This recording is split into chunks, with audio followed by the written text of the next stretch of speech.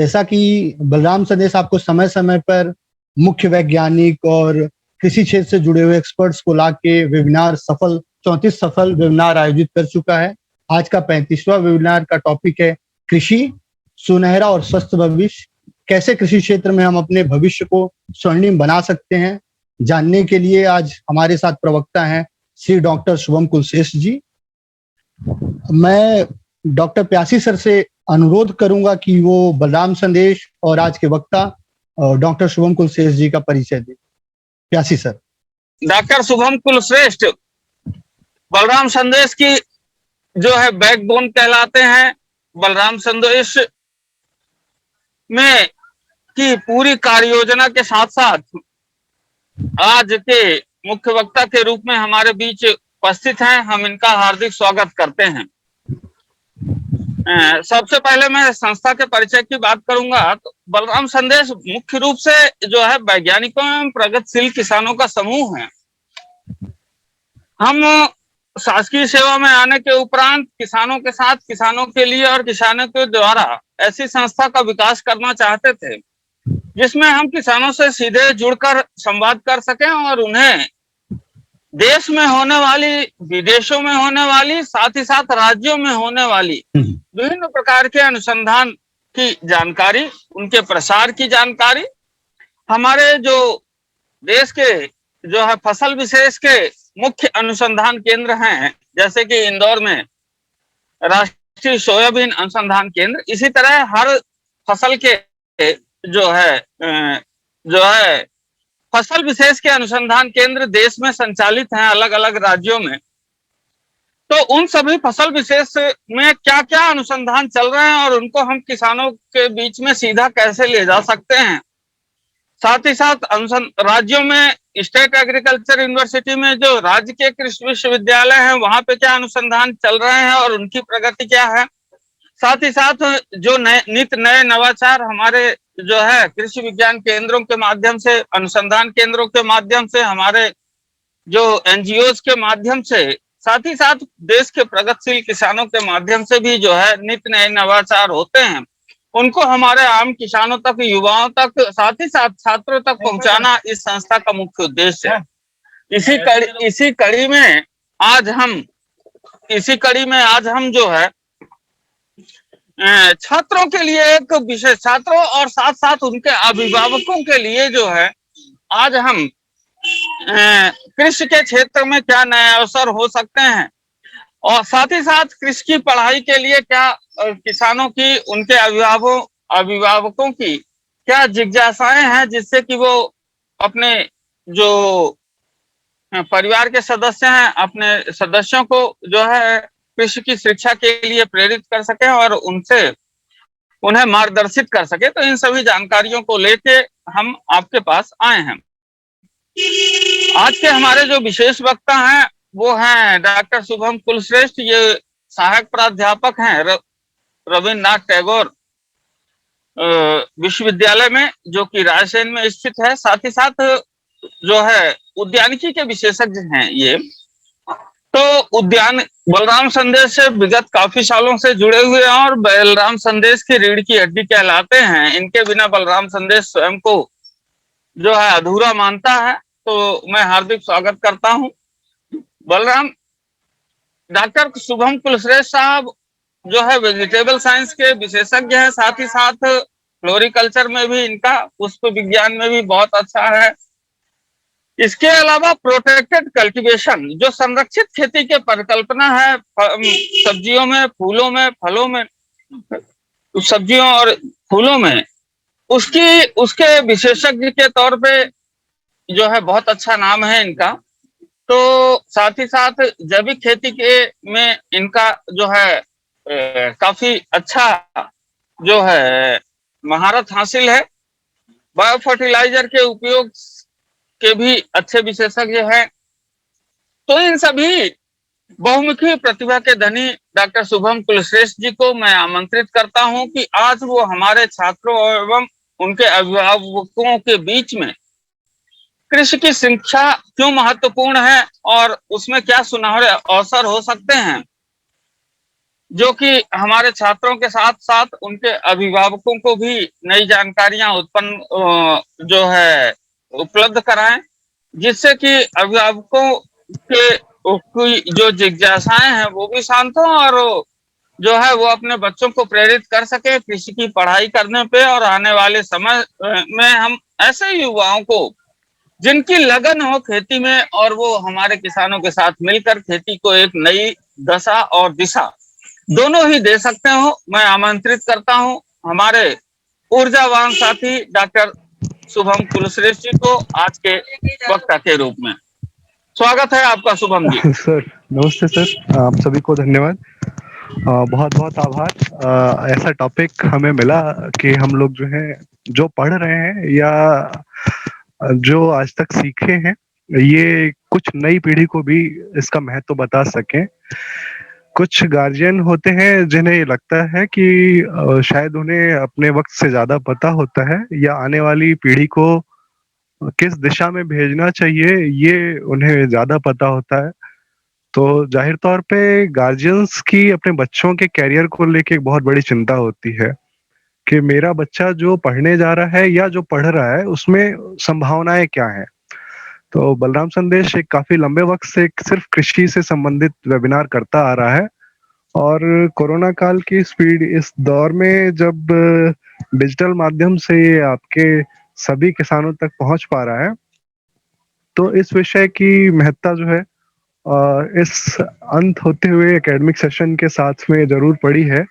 क्योंकि फरवरी मार्च का जो टाइम होता है, इस टाइम ज्यादातर विश्वविद्यालयों में अगले सेशन के लिए फॉर्म इनवाइट होते हैं, और बच्चों को भी जो हाई स्कूल या इंटर या ऐसी किसी वजह से अगले साल एडमिशन नहीं ले सके थे, उन्हें भी अपने करियर संभावनाएं एक दिशा निर्धारित करनी होती है। तो यही एक समय होता है जिसपे कि आपकी पूरी जीवन दिशा निर्धारित होती है।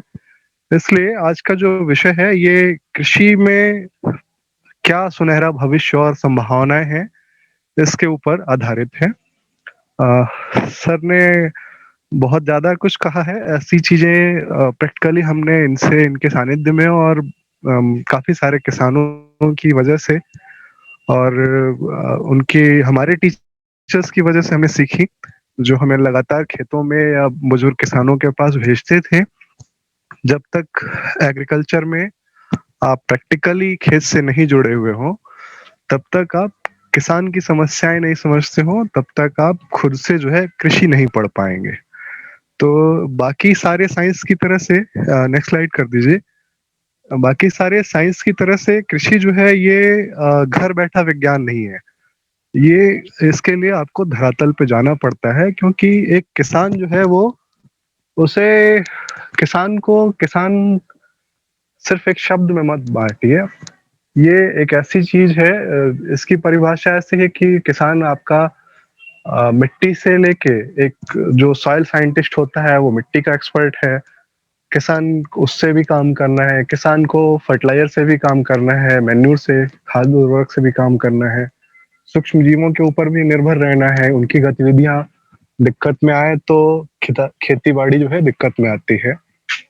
और इसके अलावा फिर उसको कीड़ों से, बीमारियों से, मौसम से, फसलों से, वैरायटीज से, बायोटेक्नोलॉजी से, आपकी बायोकेमिस्ट्री से, हर तरह के साइंस से, सारे गुणा गणित करने से, प्रबंधन से उसके, और पानी से, हर तरह से ऐसी इतनी ज्यादा विज्ञान की विधाएं किसी दूसरे क्षेत्र में नहीं जुड़ी पाएंगी जितना कि एग्रीकल्चर के क्षेत्र में जुड़ी हुई है।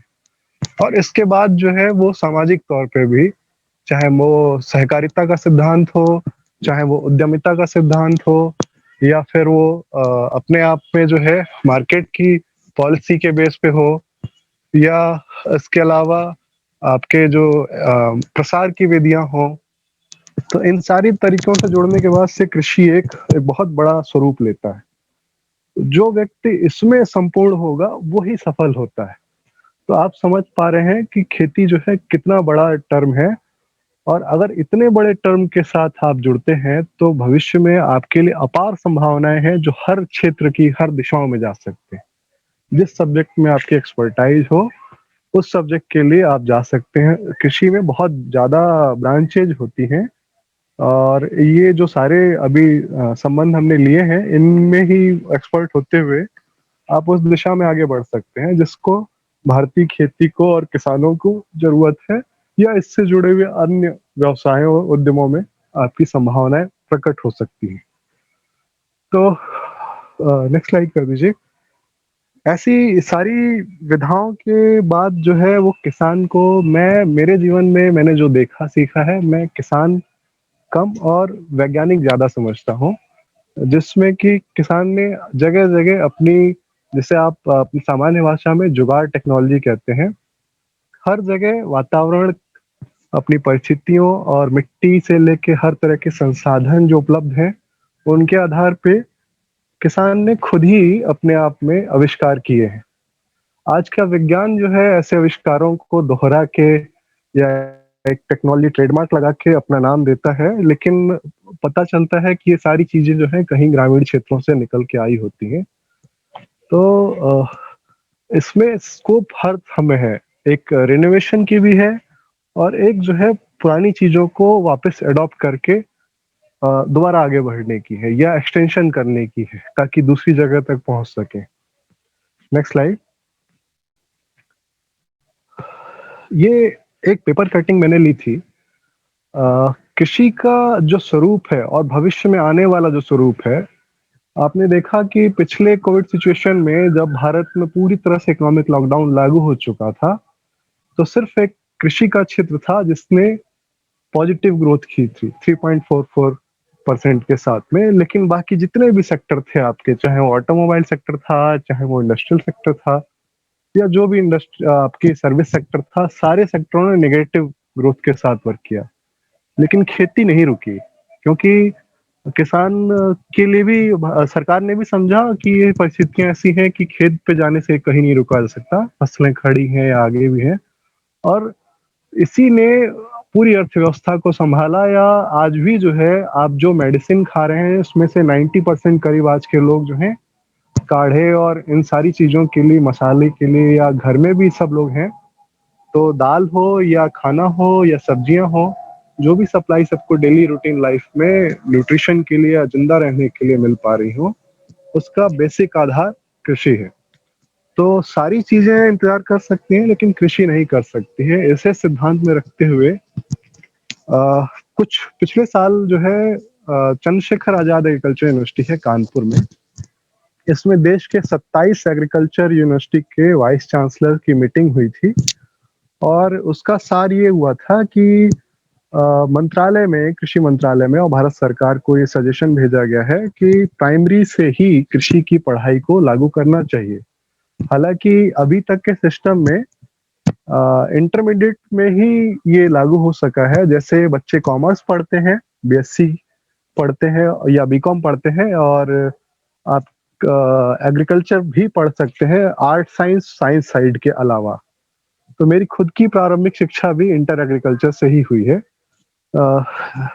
इसके अलावा प्राइमरी से लेके ये जो आप अभी कुछ सालों में लागू हो जाएगा, जहाँ पे बच्चों को पेड़ पौधे सिखाना और नर्सरी किचन गार्डन, ताकि कुछ ना कुछ उनको भविष्य में पौधों के बारे में भी बेसिक जानकारी रहे। और ये आने वाले समय में सारे आईसीएसई, सीबीएसई या हर तरह के राज्य शिक्षा बोर्ड जो है, इनमें ये लागू होगा तो इसका भविष्य और बढ़ेगा। जो भी इस क्षेत्र में आएंगे या चल रहे हैं, जिन्हें अच्छी पढ़ाई की हुई है, और फॉरेन तक में या जहाँ पे भी जिस जगह खेती नहीं भी है, चाहे वहाँ बालू था, चाहे वहाँ पे समुद्र है या कुछ भी है, लेकिन उस जगह में सब्जियों की, फलों की, अनाज की इनकी मारामारी रहती है। आप कैप्सूल खा के जिंदा नहीं रह सकते हैं लगातार।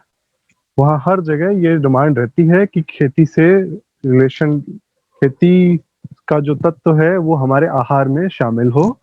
तो ये हर जगह और हर मौसम में सिर्फ एक बेसिक आधार है जिसकी वजह जो है, जिसकी डिमांड दिन प्रतिदिन बढ़नी है। इसका कोई विकल्प नहीं हो सकता है खेती का। Next slide please. तो इस प्राइमरी से लेवल से लेके और फॉरेन से मनी आपके जो है एक्सचेंज, एक्सपोर्ट करने तक में आपकी डिमांड रहती है। अब जो स्लाइड आपको दिख रही है, इसमें वो सच है जो हमारा और आपका कड़वा सच है, जिससे हम लोग शायद देखते हुए आंखें बंद कर लेते हैं। आज के टाइम में कोई भी शिक्षा हो रही होती है, लेकिन लोगों का मुख्य जो सपना होता है वो होता है एक सरकारी नौकरी। वो चाहे कोई भी पद हो, वो उनकी प्रतिष्ठा के अनुरूप हो, जो उनके लायक हो, या वो खुद उसके लायक हो कि नहीं हो, लेकिन सभी की लालसा रहती है कि हमें सरकारी नौकरी मिल जाए और हम किसी भी तरह के स्तर पे वो काम कर सकते हैं। तो ये एक छोटा-सा उदाहरण है जिसमें कि 62 चपरासी के पद के लिए, जिसकी योग्यता करीब 7वीं से 12वीं रहती है, 93,000 लोगों ने भरा था। और आप ये सोचिए कि ये 3740 वो कौन से पीएचडी वाले थे जिन्हें उनके विश्वविद्यालय ने या उनके शिक्षकों ने ये डिग्री दे दी। ऐसी या दी, और उसके बाद वो उनकी मानसिकता थी कि उन्होंने इस तरह के पद पे काम करना ज़्यादा ज़रूरी समझा, बजाय कि आत्मनिर्भर बनने के या किसी दूसरी जगह कुछ काम करने। तो ये वो विज्ञान नहीं है जो आप जिंदगी भर साइन थीटा, कॉस थीटा या कुछ भी ऐसी चीजें पढ़ रहे हो जिसका सामान्य आपके अगल बगल कहीं कोई रूप नहीं दिखाई दे रहा हो, और उसको पढ़ने के बाद, उस किताब को बंद करने के बाद, एग्जाम खत्म होने के बाद आपकी लाइफ में कोई यूज ना बच रहा हो। फिलहाल मैं दूसरे किसी विज्ञान की बुराई नहीं कर रहा हूँ, मैं ये बता रहा हूँ कि कृषि का आप अगर कहीं आप सेलेक्ट नहीं हो पाते हैं और आपकी आत्मबल आपका प्रबल है, तो आप खुद से ये काम कर सकते हैं। बस ये जरूरत है कि आपने किस स्तर की पढ़ाई की है और आपका मानसिक स्तर आप अपने खुद के काम करने के लिए कितना प्रबल है। तो इसमें न सिर्फ पीएचडी, एमबीए, एमटेक और ये सारे एमसीए वगैरह किए हुए सारे तरह के डिग्री धारकों लोगों ने ये फॉर्म भरा और इस तरह के लोगों ने जॉब के लिए परेशान किया उसमें। तो ऐसी मानसिक स्तर हमारे समाज का है जो हम ये सोचते हैं कि कोई पढ़ाई हमको कुछ दिला सकती है। तो भीड़ जो है बाकी स्तर में ज्यादा है। फिलहाल ये कृषि की तरफ भी आज के वक्त में ये भीड़ आना शुरू हुई है, लेकिन योग्य व्यक्ति जो है वो हर जगह अपना काम पाएगा। और अगर हम भीड़ की दिशा में ही चलते रहेंगे तो वो आपको एक बहाव की तरफ ही ले जाएगा, जिधर सारे लोग जाके इकट्ठे होते जाएंगे और फिर आपको लगेगा कि वो रास्ता जो है ये बंद हो चुका है। जो एक शुरुआत में पहले आईटी के लिए बहुत क्रेज होता था, और एक टाइम आया कि कोई भी चीज जब बहुत ऊंचाई पे पहुंचती है तो फिर बिल्कुल नीचे आती है। तो एग्रीकल्चर जो है, जिसकी 3 टाइम कम से कम किसी भी इंसान को जरूरत होती है, जिस पे टिका हुआ उसका मुख्य आहार, बाकी चीजें किनारे कर दें। अगर कपड़े भी जो है आपके एग्रीकल्चर की वजह से ही ये कपास और बाकी चीजों से बने हैं, लेकिन सिर्फ खाने की अगर बात करें तो भी कृषि मुख्य है, जिसकी दिन प्रतिदिन बढ़ती जनसंख्या की वजह से इसकी डिमांड सिर्फ बढ़ रही है। Next slide. ये कुछ सक्सेस स्टोरी हैं। वो लोग जिन्होंने एग्रीकल्चर पढ़ी भी नहीं थी, लेकिन किसी ने अपने बीज संरक्षण का काम किया और बहुत बड़े मुकाम तक पहुंचाया, उसको प्रसार किया। एक सब्जी बेचने वाली महिला ने हॉस्पिटल तक बनाया, बरसों पैसे इकट्ठे करके, कृषि के व्यवसाय से ही जुड़ी थी। किसी ने जो है अपनी फार्मिंग की और कैरियर उसमें चेंज किया, उन्होंने नई टेक्नोलॉजी को अडॉप्ट किया। और इसके अलावा नेक्स्ट स्लाइड। ऐसे बहुत से लोग हैं जिन्होंने, किसानों ने पुरानी चीजों को अपनाया, किसी ने जैविक खेती को अपनाया, किसी ने नर्सरी की स्कीम्स लागू की, किसी ने वर्मी कंपोस्ट की। Next slide please. तो ऐसी स्कीम की वजह से कई लोगों ने खेती की वजह से अपनी जीवन शैली को चेंज कर लिया और अपने परिवार के साथ रहते हुए किया। अपनी जो जमीनें पड़ी हुई थी या समय समय पे जमीनें लीज से ली और उनसे धीरे धीरे अपने आप को बदला, अपनी ग्रामीण स्तर पे अपने रोजगार भी पैदा किए दूसरे किसान भाइयों के लिए, किसी को राष्ट्रीय पहचान मिली, और इस तरह से किसी ने कर्जे उतारे, किसी ने अपनी नई संपत्तियां बढ़ाई इस तरह से। तो ये सिर्फ कृषि से हो सका। Next slide please. ये एक ऐसा व्यवसाय है जिसमें आप एक बीज डालते हैं तो आपको हजारों बीज लौटाता है। ये एक बैंक है जो कभी आपको बहुत निराश नहीं होने देता है। सिर्फ कुछ विशेष परिस्थितियों, विषम परिस्थितियों में जहाँ भारतीय कृषि खेती जो है मानसून का जुआ कहलाती है, लेकिन अभी बहुत सारी ऐसी टेक्नोलॉजी आ चुकी है जिसमें भी करियर चांसेज हैं, और जिनके अलावा, जिनकी वजह से हम मौसम विपरीत चीजें भी अपना सकते हैं। तो कई जगह जहाँ केमिकल फेल हो जाते हैं, वहाँ ऐसी प्राचीन पद्धतियां आपको किसी वायरस से लड़ने की क्षमता दिखाती है। और गाँव में जो धान गेहूं का जो सिस्टम चल रहा है उससे अलग कहीं कोई पुरानी जौनपुरिया मूली है, उसकी वजह से प्रोसेसिंग इंडस्ट्री अचार की डाली जा सकती थी, या कोई फूल था जिसको आपके कोरोना काल में बिक्री नहीं होने की वजह से बाद में गुलाल में बदला जा सकता था, या पोल्ट्री इंडस्ट्री में भेजा जा सकता था, या मिर्च है ऐसी फसल जो अचार में या कलर में या आपके प्रोसेसिंग करके ऐसे प्रोडक्ट में बना सकते थे। पपीता है तो पपेन बना सकते थे, इनके पत्तों का भी आपके डायरिया जैसी बीमारियों में यूज होता है। और ट्रेनिंग से लेके बहुत सारी चीजें हैं एग्रीकल्चर में जो आपके प्रोडक्ट के अलावा बाई प्रोडक्ट पे काम करती हैं। तो ऐसे दिन प्रतिदिन करते हुए एक तो अपनी किसान जो है वो कर सकते हैं।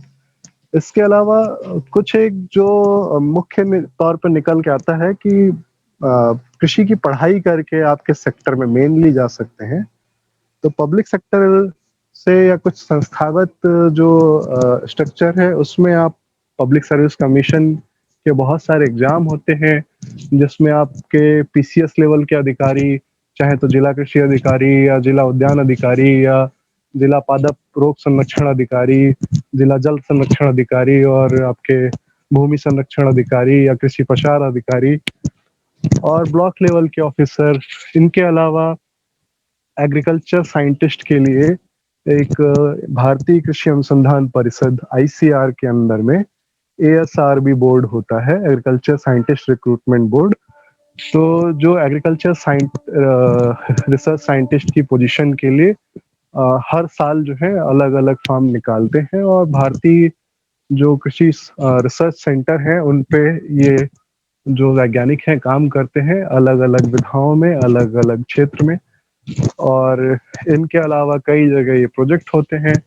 तो कई तरह की मास्टर प्लान चलते हैं जिनमें भारत सरकार को भी, गृह मंत्रालय में भी, या आयुष मंत्रालय में, या प्रोसेसिंग जो फूड प्रोसेसिंग मंत्रालय हो या एग्रीकल्चर मिनिस्ट्री हो, इनमें जो है वो पब्लिक सर्विस कमीशन के थ्रू भी और दूसरे तरीकों से डिप्यूटेशन के माध्यम से भी ये एग्रीकल्चर के ही पर्सन्स को प्रेफर किया जाता है।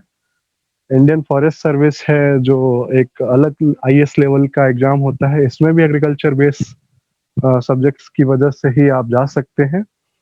बैंकिंग सर्विस में नाबार्ड है, national bank for agriculture and rural development, जो कृषि ग्रामीण वित्त पे काम करती है, और किस किसान क्रेडिट कार्ड हो या क्रॉप इंश्योरेंस जैसी स्कीम हो इसमें, और गवर्नमेंट और अदर जो बैंक हैं इसमें भी इस तरह के मार्केटिंग रिकवरी ऑफिसर या रूरल डेवलपमेंट ऑफिसर और इस तरह के एग्रीकल्चर सेक्टर पे जो फोकस लोन या योजनाएं हैं इसके आधार पे बैंक में बहुत सारी जॉब जो है वो आईबीपीएस एग्जाम के तहत आती हैं। क्रॉप इंश्योरेंस सेक्टर ये बहुत बड़ा सेक्टर है जो जिसमें एग्रीकल्चर ग्रेजुएट जिसको कि एग्रीकल्चर इकोनॉमिक्स की जानकारी हो विशेष तौर पे उसको नियुक्त किया जाता है। ये फसलों से संबंधित और मौसम से संबंधित जो भी सूचनाएं हैं उसके आधार पे और लोकल पटवारी की सूचनाओं के आधार पे ये लोग अपना वर्क करते हैं। और इसके अलावा जो है आपकी जो service TGT, train graduate teacher और पोस्ट ग्रेजुएट टीचर जैसी इंटरमीडिएट या बेसिक शिक्षा स्तर की जो पोजीशन है उसमें अलग अलग राज्य सरकारों में और सेंट्रल गवर्नमेंट की जॉब में भी ये एग्रीकल्चर के सब्जेक्ट हैं जो बच्चों को पढ़ाने के लिए टीचर की रिक्रूटमेंट होती है।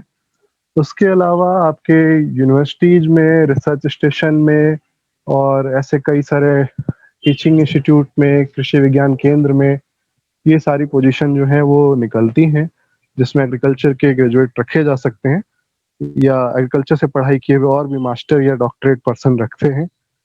फिर आपके जितनी भी प्राइवेट कंपनी है जो चाहे वो ड्रिप इरिगेशन सिस्टम में हो, चाहे वो सीड कंपनी हो, चाहे वो फर्टिलाइजर हो, या वो केमिकल कंपनी हो, या वो कोई प्लास्टिक की पॉलीथीन बनाने वाली ग्रीन हाउस वाली कंपनी हो। ऐसे तमाम रिलेटेड सेक्टर हैं जो एग्रीकल्चर में काम करते हो, जिसके ऊपर ये कंपनियां काम करती हैं, और इनको फार्मर से कनेक्शन के लिए या उनको उनके पास से चीजें जानने और उनको पहुंचाने के लिए एग्रीकल्चर के पढ़े हुए लोगों की जरूरत होती है। और बहुत सी नॉन गवर्नमेंट ऑर्गेनाइजेशन जो है ऐसे वर्क करती हैं जिसमें कि उनको एक्सपर्ट के तौर पे कृषि पढ़े हुए लोगों की जरूरत होती है।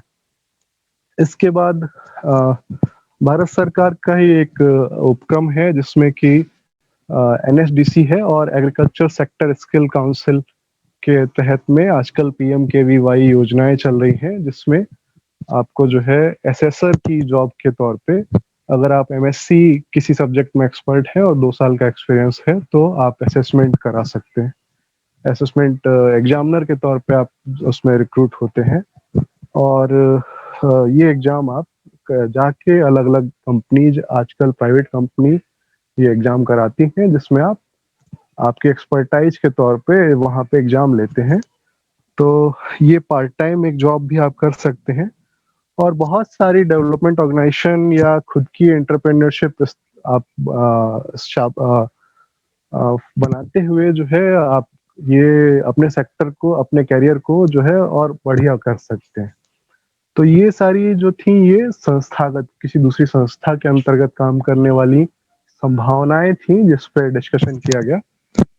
अभी सेल्फ एंटरप्रेन्योरशिप की जो बात आई है, ये एक भारत सरकार का आत्मनिर्भर भारत प्रोजेक्ट जो अभी और शुरू हुआ है, और हमने ये देखा है कि पिछले 5-6 सालों में स्टार्टअप के ऊपर काम करने की, या स्टार्टअप को एक दूसरे नजरिए से देखने की, सम्मान के साथ देखने की जो दृष्टिकोण है, वो बहुत बदल के आई है।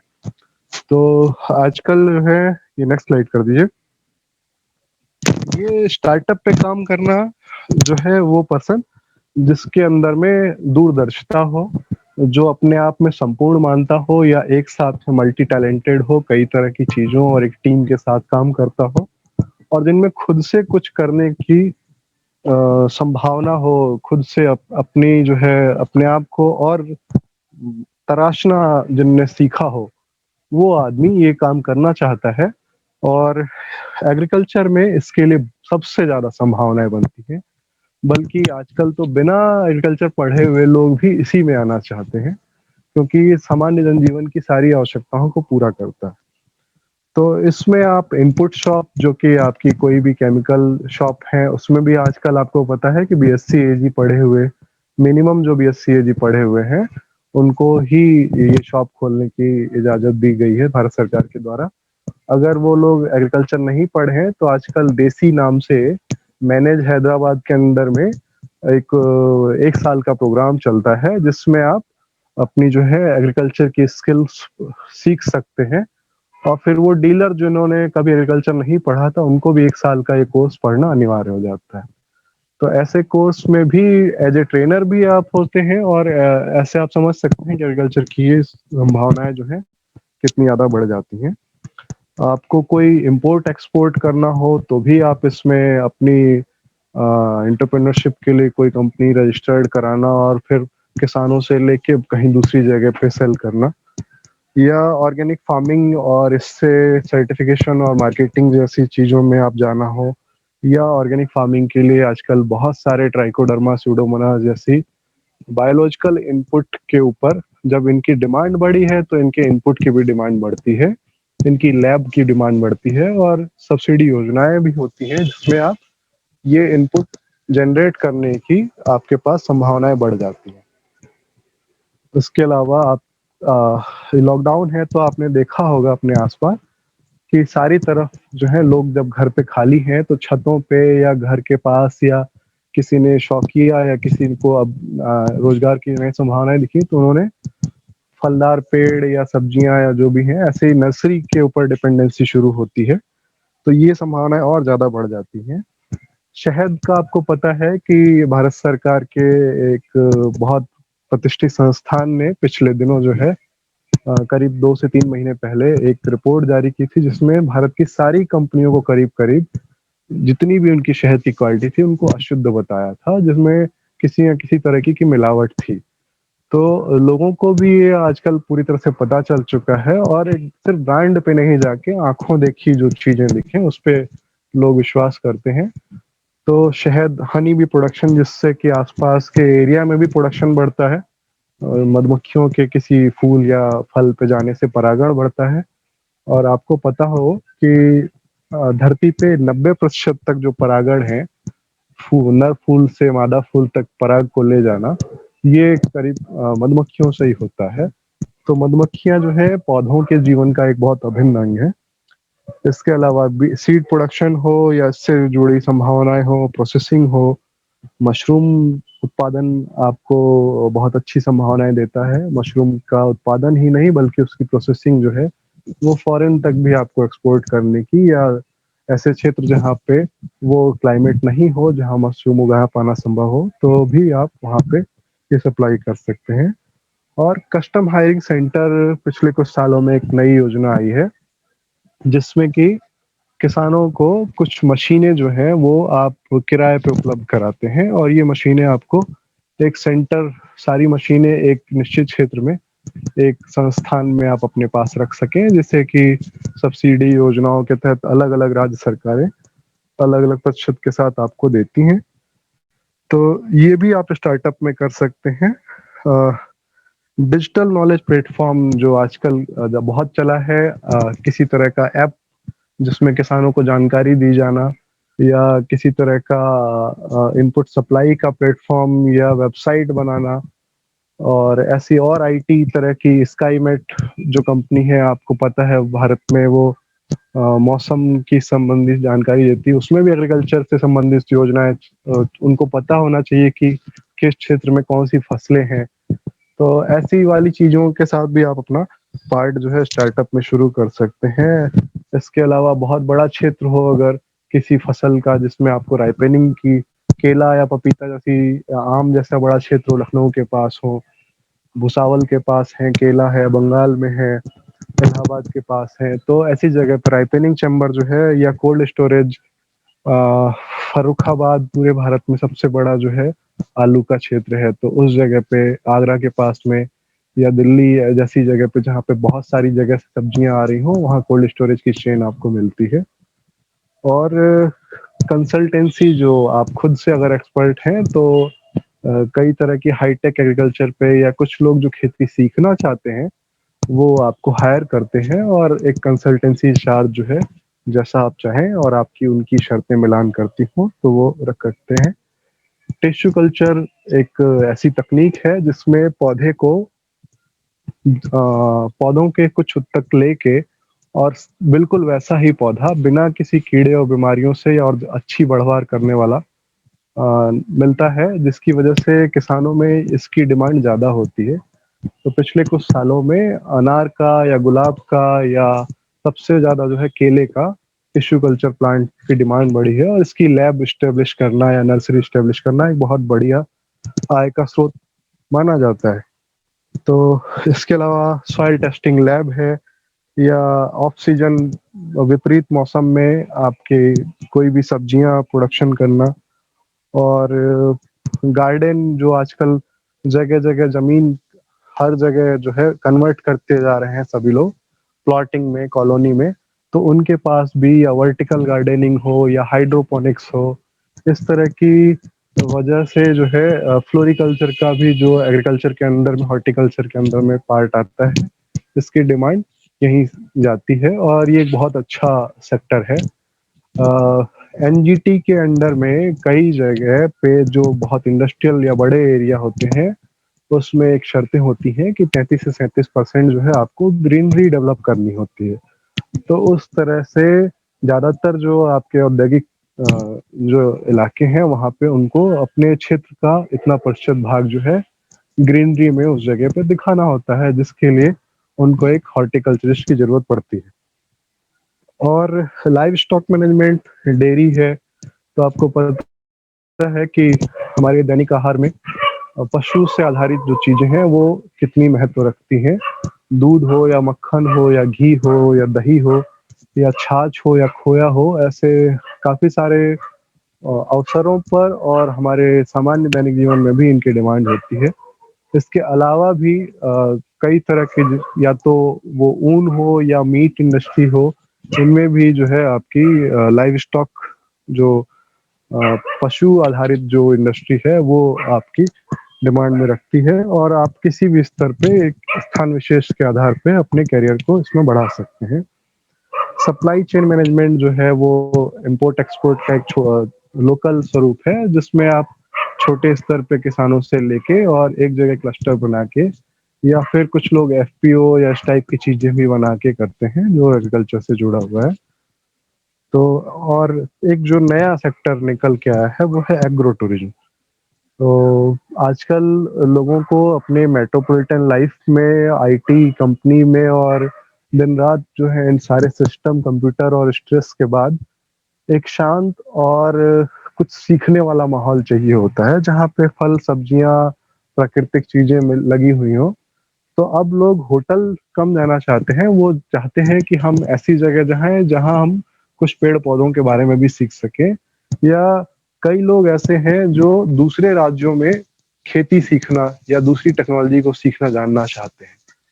तो राज्य सरकारें भी इस तरह के कई तरह के टूरिंग करती हैं, बल्कि न सिर्फ देश में बल्कि इजराइल जैसे देशों में भी कई राज्यों से आपके पहचान के भी कुछ किसानों को समय समय पर भेजा गया होगा। और इसके अलावा जो है कई तरह की जो इंडस्ट्री है वो डेवलप हुई है, जो एक क्षेत्र विशेष के किसानों को दूसरी जगह पे या ऐसे पर्सन्स को दूसरी जगह की टेक्नोलॉजी दिखाने के लिए एक पूरा पैकेज टूर प्लान आपको देती है, जिसमें कि कुछ विशेष दिनों की वो रहती है और आपके साथ एक टूर गाइड में एग्रीकल्चर एक्सपर्ट या उस क्षेत्र का कोई बढ़िया किसान या ऐसे लोगों को हायर करती है। अब आप राजस्थान में कभी कई ऐसी जगह है, बहुत सारे राज्यों में कहीं किसी ने एक देसी गाय 4 पाली हुई है और एक कुटिया बनी हो और छप्पर बना हो, आपको वहां पे आके गाय को गोबर से लीपना है या 2 दिन गाय की सेवा करनी है, या आपको खुद आके इतना क्षेत्र जो है बेंगलोर के पास और गुड़गांव के पास ऐसे कई सारे फार्म बने हुए हैं जहाँ पे आपको जमीन अलॉट कर दी जाती है, इतने मीटर बाई इतने मीटर आपका क्षेत्र है और इसका किराया मंथली ये है, आपकी मर्जी के हिसाब से उसमें वो बीज लगाते हैं और वो आप उनको जो है एक मंथली किराया देते हैं, आप जाते हैं खुद से सीखते हैं या खुद भी करते हैं। बहुत बड़े शहरों में पार्कों में भी कुछ जगह पे ये सुविधाएं की गई हैं कि स्क्वायर मीटर या उस क्षेत्र को आपको दिया जाता है और यहाँ की जिम्मेदारी आप वो जमीन एक तरह से किराए के तौर पे आपको दी गई है, जिसमें आप अपनी दैनिक जीवन की कुछ चीजें लगा सकें, आपको कोई सिखाएगा, उसका पानी मैनेज करेगा और आप संडे या कभी किसी दिन आके उसमें अपनी गतिविधियों को देख के खुद खुश हो सकें, अपने लगाए बीजों को देख के और खुद से मिट्टी पानी के पास होते हुए, चाहे बच्चों को इन्वॉल्व करते हुए या बुजुर्गों को भी इन्वॉल्व करते हुए और खुद भी एक मानसिक तनाव से बाहर आते हुए खुद से लगाए बीजों से खुद की किचन में वो सब्जियां खा सके। तो जो आत्मिक संतुष्टि उससे मिलती है वो बहुत अच्छी सुविधाओं के बीच किसी भी तरह से नहीं मिल सकती है। तो लोगों ने समझा और इस तरह से भी नए नए स्टार्टअप जो है डेवलप किए हैं। इस सेक्टर में आपको स्टार्टअप के लिए आपकी मानसिक सोच बड़ी होने के साथ बहुत ज्यादा संभावना है, जिस भी जगह पे आप कोई भी संभावनाएं बना सके। आप अमेजन पे सर्च करेंगे तो राख तक लोग हैं वो गोबर के कंडे और गन्ने, छिले हुए गन्ने तक भी बेचने लगे हैं अब, और लोग खरीदते हैं। जिनको यहाँ जो चीजें नहीं मिल सकती हैं वो गांव में बहुत सामान्य समझी जा सकती थी या हमने अपने टाइम में बहुत कभी सामान्य समझी थी, लेकिन शहरी जीवन में ये और दुर्लभ होती गई और लोगों को अगर दिखती हैं तो चीजें बिकती हैं। तो इस तरह से नए नए स्टार्टअप की बहुत सारी संभावनाएं अभी भी भविष्य के गर्त में छुपी हुई हैं, जो हमें हो सकता है समय समय पर और ज्यादा अचंभित करेंगी। Next slide please.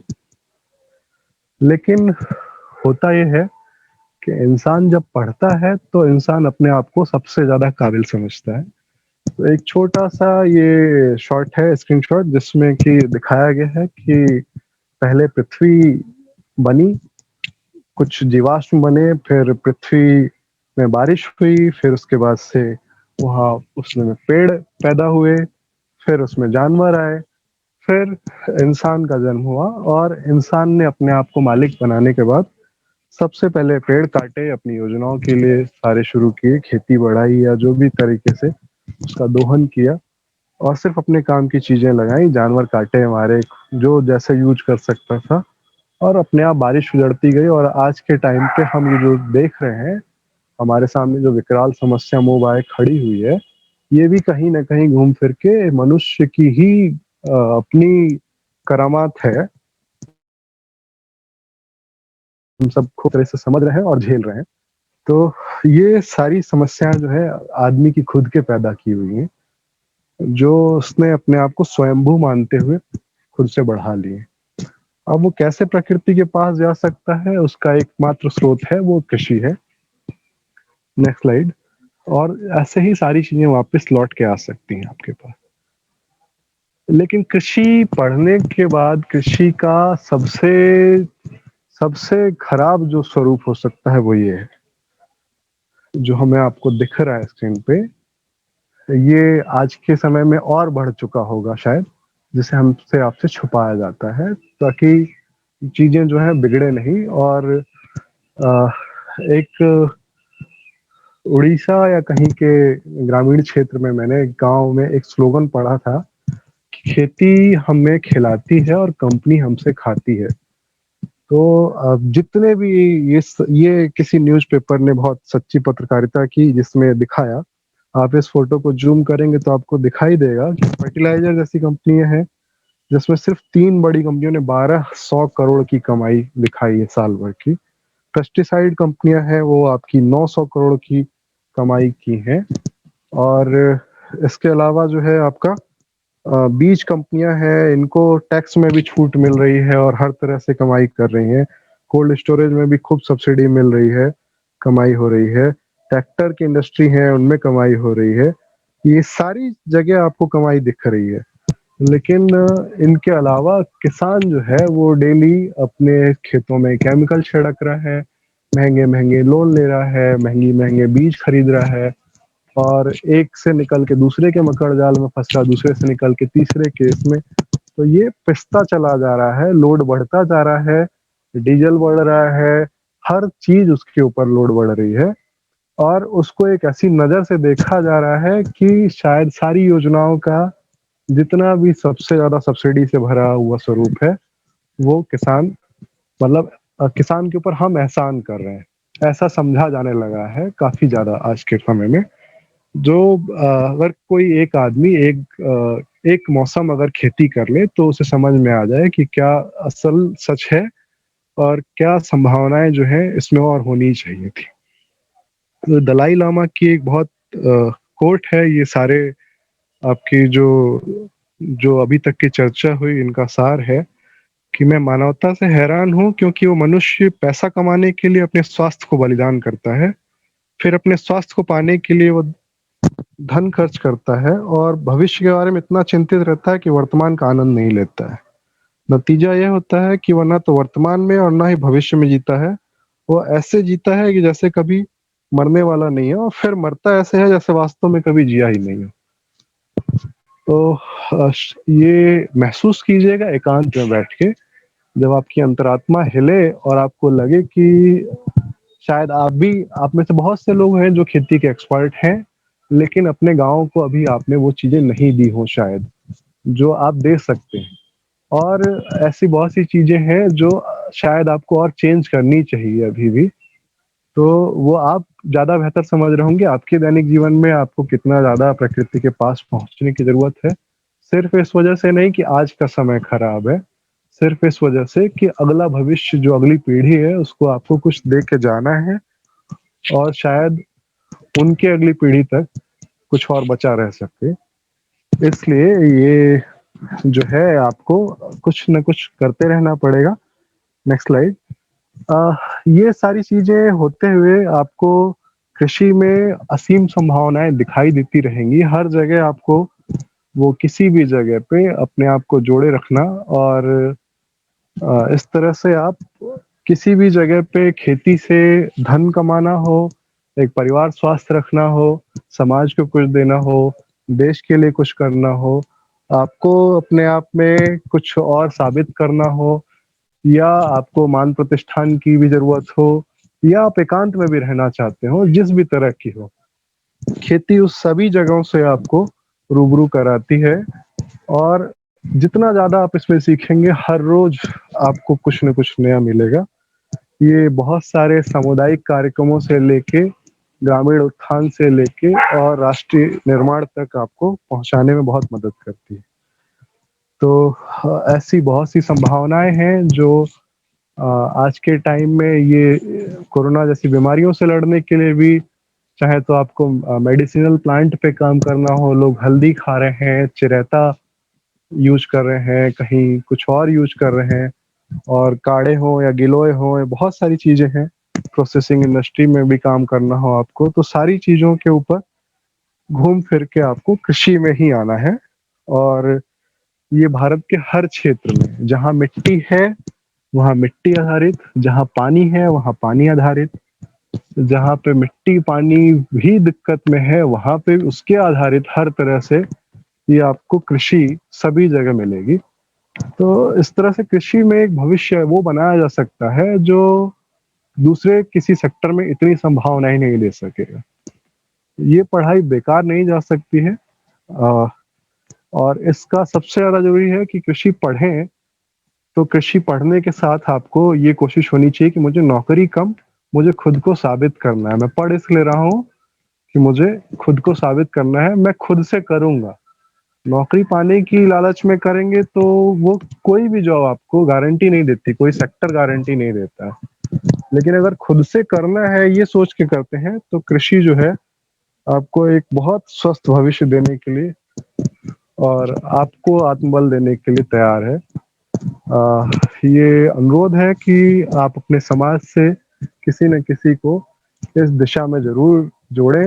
अगर और संभावना है तो आप भी जुड़ें। पढ़ाई जो है वो मनुष्य की हमेशा होनी चाहिए। और ये एक अंतिम स्लाइड है। मेरी पढ़ाई इलाहाबाद एग्रीकल्चर इंस्टीट्यूट से हुई थी। वहाँ की एक टैगलाइन है यूनिवर्सिटी की, नेक्स्ट स्लाइड में, तो वो है कि शिक्षा जो है वो मनुष्य की प्रवृत्ति को मुक्त करने के लिए। तो इसी के साथ आज का लेक्चर मेरा ये आपसे डिस्कशन जो है वो समाप्त होता है। आपका आज के टॉपिक से रिलेटेड कोई भी सवाल हो या आपका कोई सजेशन हो, वो आप मुझसे यहाँ पे पूछ सकते हैं। धन्यवाद। बहुत बहुत धन्यवाद शुभम भैया। अभी हम लोग पार्टिसिपेंट के क्वेश्चंस लेंगे। जिन किसी के पास कोई प्रश्न हो अपना हैंड रेज करें कृपया, उनको अनम्यूट किया जाएगा, वो डायरेक्ट अपना सवाल पूछ सकते हैं। धन्यवाद।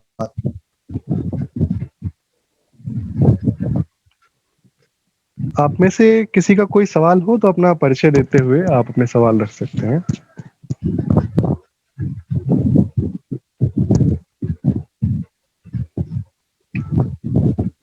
Hello sir. हाँ सर मैं शिवम। हाँ शिवम। हाँ सर मेरे को एक क्वेश्चन सर, जैसे कि अभी एक स्लाइड में आपने एक पिक्चर दिखा जिसमें आय का पेड़ बहुत छोटा था, उसमें बहुत सारे फल हुए थे। आय के किसान ने, फार्मर बहुत बड़ा मूली का लिए हुए था। सर इसका मतलब कि कभी कभी होता है या तो फिर इसके लिए कुछ मतलब कि विशेष करना कुछ पड़ता है सर? एक तो मूली का पूछा आपने, दूसरा किसका पूछा? सर जो आप पपाया का जो नाप रहे हैं ना सर। अच्छा, हाँ। देखिए क्या है, मैंने आपको इसमें डिस्कशन में बताया था, कुछ चीजें होती हैं। देसी बीज संरक्षण के बारे में मैंने बताया था। तो बीज जो है ये बहुत बड़ी एक बैंक है, जो आजकल एक आपने टर्म सुना होगा बीज बैंक। इस पे भी कुछ लोग काम कर रहे हैं, जो अपने पास देसी प्राचीन प्रजातियों का संरक्षण करते हैं और दूसरे किसानों को या कहीं जगह पे बांटते हैं। तो जो पपीते का पौधा आपने देखा था, ये पूसा डॉर्फ वैरायटी है, और बिहार से हैं आप तो राजेंद्र कृषि विश्वविद्यालय है, खुदीराम बोस पूसा नाम की जगह है, ढोली नाम से फेमस है पुराना। वहां से रिलीज वो वैरायटी थी। और उसने ये घुटने के नीचे से फल लगता है, लेकिन ये वैरायटी जो है वो डायोसियस टाइप की थी। तो इसमें क्या हुआ कि नर और मादा जो है अलग अलग पौधे पे निकलते हैं, और मादा ही पौधे पे जो फल लगता है वही सब लोग खाते हैं, नर पौधे पे फल नहीं लगता है। तो हुआ ये कि ये वैरायटी जो है वो 70% नर पौधे पैदा करती थी, इसलिए इस तरह की वैरायटी में हर गड्ढे में 3 पौधे लगाने पड़ते थे। तो किसानों को आजकल के टाइम में हर्माफ्रोडाइट वैरायटी आई है, जो सबसे ज्यादा आजकल आप नाम सुनते हैं, रेड लेडी 786। नोयू इंडिया कंपनी है, ये ताइवान की कंपनी थी। तो इसने दिया, या और बहुत सारी वैरायटी है, green berry, ice berry, IPB9, ये सब हर्माफ्रोडाइट वैरायटी है, जिसमें कि सॉरी हर्माफ्रोडाइट फल टाइप, फूल टाइप वाली वैरायटी है। गाइनोसियस या गाइनोडायोसियस लाइन कहते हैं इनको। तो इसमें जो है उभयलिंगी फूल आता है और हर पेड़ पे फल लगता है। ऐसी किस्म में आपको अलग अलग वैरायटी, अलग अलग 3 पौधे या अलग अलग वैरायटी पौधे हटाने छांटने की जरूरत नहीं पड़ती है। टेक्निकली वो आसान हो जाता है। इस वजह से अपनी जो देसी किस्में थी वो काफी हद तक लुप्त होने के कगार पे आ गई हैं, और उनका जो टेस्ट और वो सब चीजें थी वो लोगों ने खत्म कर दिया। लेकिन कुछ जो लोग जो रिसर्च स्टेशन पे थे वहाँ बची रह गए, कुछ जिन लोगों को देसी बीजों से समझ थी या प्रेम था, उन्होंने उसको बचा के रखा, और आज भी वो कुछ कुछ जगहों पे कायम है। पूसा नन्हा एक और ऐसी वैरायटी है जो किचन गार्डन के लिए छोटे स्तर पे कम हाइट रखते हुए फल देती है। तो ये भी आजकल काफी सारी जगह पे अवेलेबल है। KVK सागर है, वहाँ पे भी कुछ साल पहले मुझे देखने को मिली थी। और एक जो आपका सवाल था मूली का, जो आपने बताया कि इतनी बड़ी मूली, तो ये बनारस के पास एक जगह है जौनपुर। जौनपुर की मूली आप अगर नेट पे सर्च करेंगे तो ये मिलेगी आपको फोटो में। ऐसा हम लोग आने वाले समय में काफी सारे देसी बीजों के साथ होते हुए पाएंगे। तो ये मूली इतनी बड़ी होती थी कि आज के समय में इसे आप ये कह सकते हैं कि क्रेन से खोदना पड़े। करीब करीब 1 मीटर तक की भी लंबी ये मूली होती थी, और आपका जो पैर है, आपके पैर की जांघों के बराबर इसकी मोटाई होती थी। और ये उस अवस्था में भी इतनी कच्ची और इतनी मीठी होती थी कि उसके टेस्ट की बराबरी आज की सब्जियां नहीं कर पाती। लेकिन इसको उखाड़ना या उसको उतने लंबे टाइम तक ले जाना उस टाइम के कृषक समाज को समझ में नहीं आया, और इनने ये बीज के बजाय हाइब्रिड सीडों पे जो है मुड़ना ज्यादा अच्छा समझा, और धीरे धीरे ये चीजें गायब हो गई। इसका मुख्य कारण एक ये भी है क्योंकि जॉइंट फैमिली जो कल्चर था वो हमारे यहाँ खत्म होता चला गया, और सिर्फ एकल परिवार योजनाएं जो शुरू हुई, इस वजह से लोगों की वो डिमांड नहीं रही कि 2.5 किलो का पपीता या 3 किलो की मूली की जरूरत पड़ रही हो। अब सबको 250 ग्राम और आधा किलो के साइज वाली सब्जियां और फल चाहिए, जिससे वो एक टाइम काटें और अगले टाइम फ्रिज में रख के फिर शाम तक या अगले दिन तक खा के खत्म कर लें।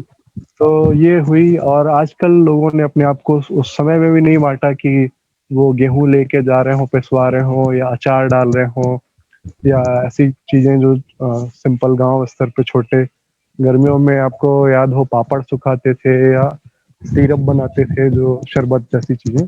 तो आजकल सब रेडीमेड होने के चक्कर में ये चीजें धीरे धीरे खत्म होती चली गई। अब इसकी डिमांड जो है सिर्फ एक सिंपल, जैसे IRI से एक रिलीज वैरायटी है पूसा ड्रम हेड, इसकी पत्ता गोभी की। ये पत्ता गोभी जो है करीब 2.5 किलो से 4 किलो साइज का होता है। आज भी ये IRI के वेजिटेबल डिवीजन में हर साल जो है किसान मेले के लिए दिखाने के लिए लगाया जाता है, लेकिन इसकी इंडस्ट्रियल डिमांड जो है, ये मार्केट में कहीं पे डिमांड खत्म हो गई, तो इसलिए वो संसाधनों तक रुकी रह गई है। बस अब उन्नत किस्मों के नाम पे, प्रदर्शन के नाम पे कई जगह बस बची रह गई है और विलुप्ति की कगार पर जा रही है। जी, और कोई जिनका सवाल हो? नेक्स्ट सवाल राकेश पाटीदार जी का है, उनको मैं अनम्यूट करता हूँ। जी, राकेश पाटीदार जी रतलाम से हैं।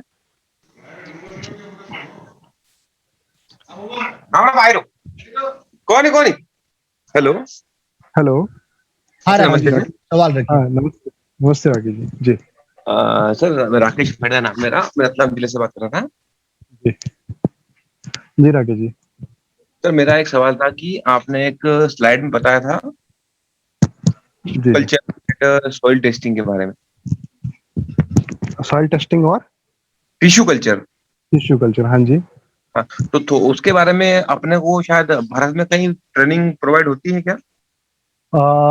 टिश्यू कल्चर के बारे में तो वैसे बहुत सारे संस्थान जो हैं वो खास तौर पे जिसकी माइक्रोबायोलॉजी डिपार्टमेंट हो, भारत सरकार के अंदर में हो, हाँ नेशनल बॉटनिकल रिसर्च इंस्टीट्यूट है, ये आपका लखनऊ में है, वहाँ पे भी ट्रेनिंग है। और जी भारतीय कृषि अनुसंधान संस्थान की IRI की जो ब्रांच है उसमें सूक्ष्म विभाग है, सूक्ष्म जी माइक्रोबायोलॉजी डिपार्टमेंट, जी जी सूक्ष्म जीव विभाग, तो वहाँ पे भी ये training time to time organise करते हैं। जी सर। आज के टाइम में खैर फिजिकल रूप में वो संभावना कम है, लेकिन हाँ कहीं ना कहीं ऐसे सेंट्रल गवर्नमेंट से और ऐसे टाइम टू टाइम जो प्रोजेक्ट आते हैं इसके अंदर में ये लोग अपने जी ट्रेनिंग कोर्स ऑर्गेनाइज करते हैं। और जी कुछ सर। प्राइवेट कंपनी भी जैसे जैन इरिगेशन टाइप की कंपनी है, KF हाँ बायो प्लांट है, ये इनके अंदर में आप रिक्वेस्ट करके पूछें तो जब ज्यादा फिजिकल कंडीशन अलाउ हो रही हो तो 20 से 25 किसानों के या ऐसे लोगों के बैच ये लोग टाइम टू टाइम इनवाइट करते हैं।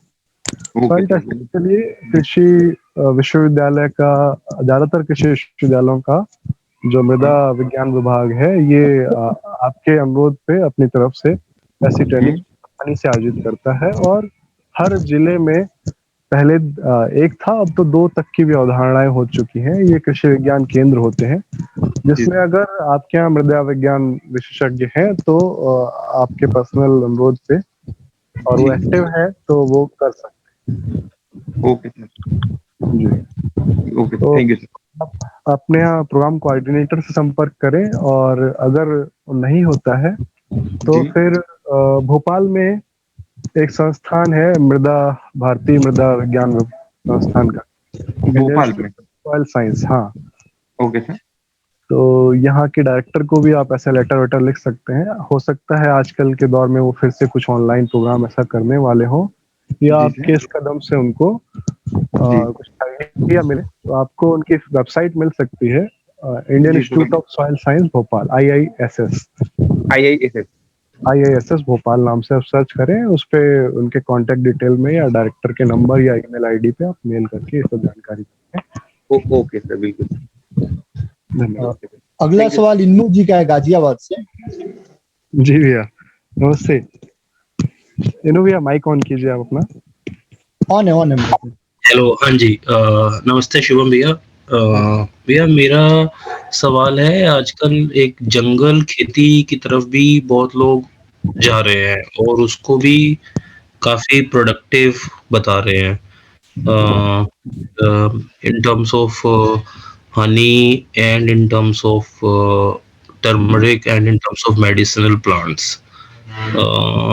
तो उस बारे में अगर कुछ मतलब एक बार आपका इंफॉर्मेशन सवाल हो। और रिपीट कीजिए, एक बार और जी, रिपीट कीजिए। जंगल खेती की तरफ भी मैं देख रहा हूँ कि काफी लोगों का रुझान बढ़ रहा है, जिसमें वो नो टिल से और बीज एंड ट्रीज के साथ ठीक है, फार्मिंग मैं समझ। को हाँ जी। लेके जा रहे हैं, जिसमें सर इसको आप जो नाम दे रहे हैं वो अर्बन फार्मिंग है या पर्मा कल्चर, जो मेन एक मैं टर्म समझता हूँ आजकल जी दिया जा जी रहा है। जी सही है। तो इसमें क्या है कि ये एक तरह से संतुष्ट खेती होती है, ऋषि खेती कह सकते हैं आप इसको। ये सारे लोग नहीं कर पाएंगे, जो लोग सेटिस्फाइड हों, जिनके पास बहुत बड़े रकबे हों, और उसके अलावा वो अपने यहाँ ये चाहते हो कि मेरी सोच ऐसी है कि मैं हर तरह के पेड़ों के साथ सामंजस्य बनाते हुए एक सामान्य लाइफ लूं, मुझे बहुत ज्यादा, हद से ज्यादा दोहन या पैसा नहीं चाहिए, दोहन नहीं करना है संसाधनों का।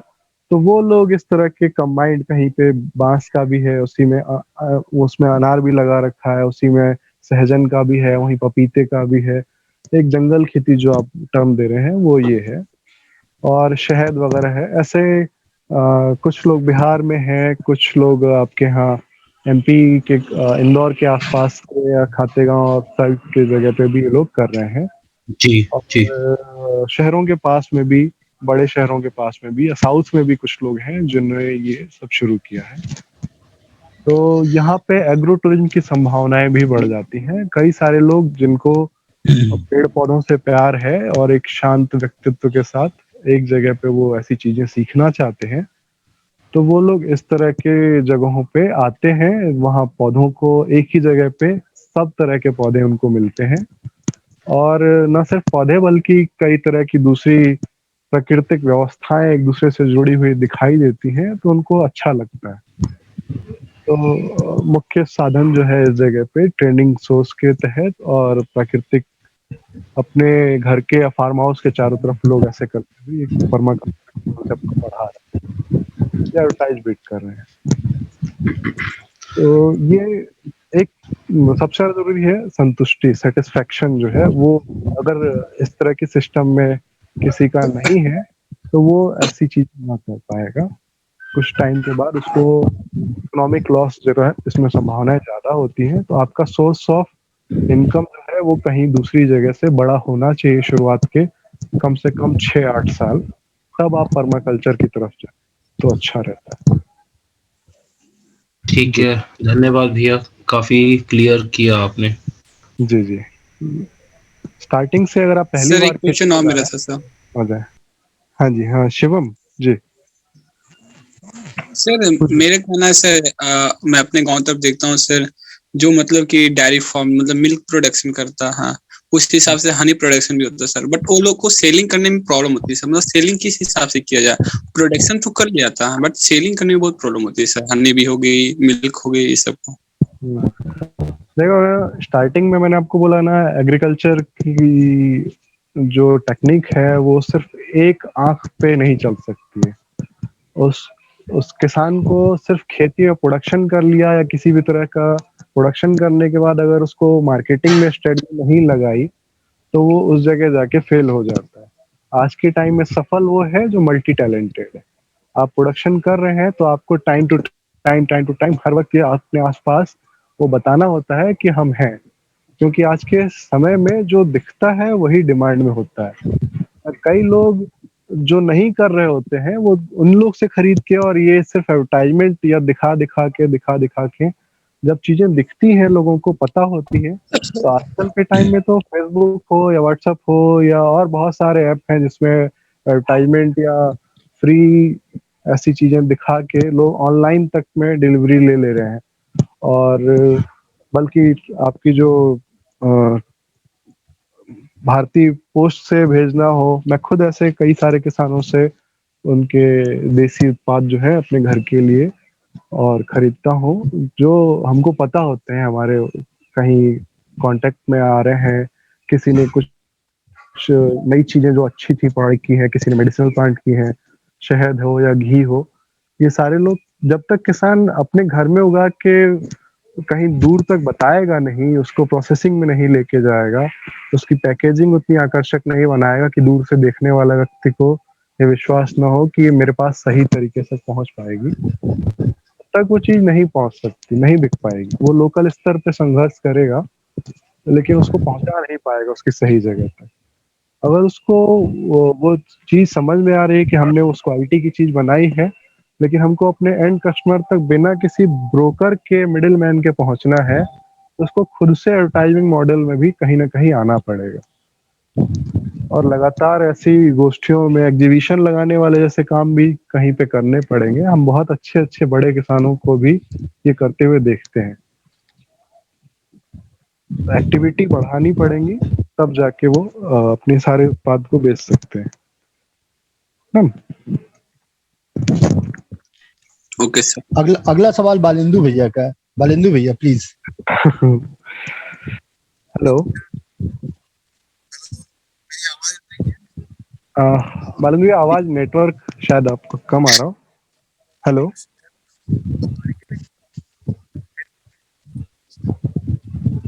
आवाज आ रही? नहीं, बालिंदु भैया की आवाज नहीं आ रही।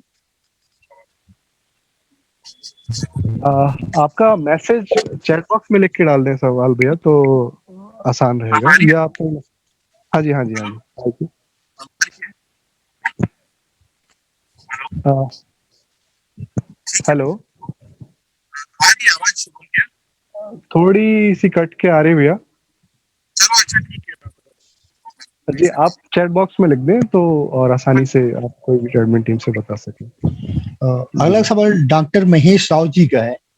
उन्होंने जी उन्होंने टेरेस गार्डन और किचन गार्डन के बारे में कुछ संक्षेप में जानकारी मांगी है। जी, टेरेस गार्डन देखिए, सबसे ज्यादा ध्यान देने वाली जो चीजें हैं वो पहला क्या है, कितना क्षेत्र है आपकी छत पे है। टेरेस गार्डन मतलब शहर में आपके पास जहाँ पे जमीन नहीं है लगाने के लिए, वहां पे आप ये पूछना चाह रहे हैं।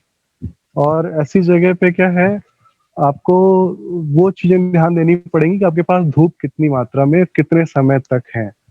तो सबसे बेसिक चीजें हैं, जैसे सूरज पूरब से उगता है और पश्चिम में डूबता है, ये सबको पता है, लेकिन दक्षिण दिशा से होते हुए जाता है। तो आपको ये देखना पड़ेगा कि दक्षिण दिशा में आपके पास ऊंची दीवार हो और आपको छांव हमेशा इतने घंटे तक लग रही हो, तो फिर आप उस तरह के पौधे चुनेंगे जो शेड लविंग प्लांट। कई ऐसे पौधे होते हैं जिनको डे न्यूट्रल प्लांट हैं, जिनको धूप और छांव से बहुत ज्यादा प्रभाव नहीं पड़ता है, वो वहाँ हो सकते हैं। फिर आपको, आप किस तरह के पॉट में करना चाहते हैं, वर्मी कंपोस्ट यूनिट टाइप की आजकल जो है HDP पॉलिथीन वाली 350 450 माइक्रोन मोटी हरे रंग की बेड भी आने लगे हैं। और उसमें मिट्टी भर के या कोकोपिट परलाइट वर्मिकोलाइट वगैरह से आप पौधे उगा सकते हैं। न्यूट्रिशन आपको फिर कई तरह से बाहर से भी देना पड़ेगा उसमें। और बड़े ड्रम वगैरह में आप केले जैसे पौधे या पपीते जैसे पौधे इस टाइप के जो छोटे स्तर पे फल दे सके, या सब्जियां जो है वो आप लगा सकते हैं। शेड की व्यवस्था के लिए आप ग्रीन नेट वगैरह कर सकते हैं। पॉलीकार्बोनेट शीट आती हैं जो आपको, आपने कहीं पे देखा हो, गाड़ियां गैराज की जैसे खड़ी करने के लिए करते हैं। और बहुत ठंड जैसी जगह पे आप हो जहाँ पे 5-6 महीने ज्यादा ठंड होती हो, वहाँ पे पॉलिथीन से भी आप कवर कर सकते हैं या इंसेक्ट नेट जैसी चीजों से। तो कुल मिला के आपके, आप आसपास या आपकी गैलरी में या छत पे या जहाँ पे भी जगह, उसके विशेष तौर पे आप अपने पौधों का सिलेक्शन करते हुए ये सिलेक्शन कर सकते हैं।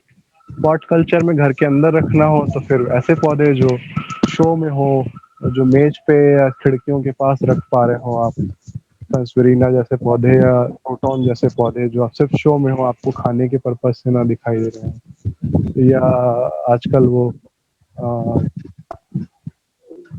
फेंगशुई वाले जो बांस के छोटे पौधे हैं, हर तरह के पौधे मार्केट में अवेलेबल होते हैं। आपको जैसी भी जगह पे जैसा पौधा हो, विशेष क्लाइमेट के आधार पे, छांव धूप के आधार पे, आपकी डिमांड के आधार पे, और क्या आपके पास सुविधाएं हैं इसके आधार पे आप चूज कर सकते अगला सवाल वसंत वर्मा जी का है, हरदा से। वसंत भैया सवाल पूछें।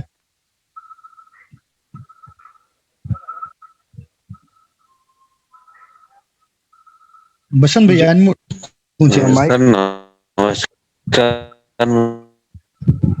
नमस्ते वसंत जी। हाँ वसंत जी, आपकी आवाज बोल रहा हूँ। आवाज कट के आ रही वसंत जी, आपकी भी थोड़ी हेलो। सी। हाँ जी हाँ जी, हेलो हेलो। वसंत भैया सर मैं सवाल वसंत वर्मा बोल रहा हूँ। हाँ जी भैया। नमस्ते वसंत जी, हाँ जी हाँ, आगे जी। जी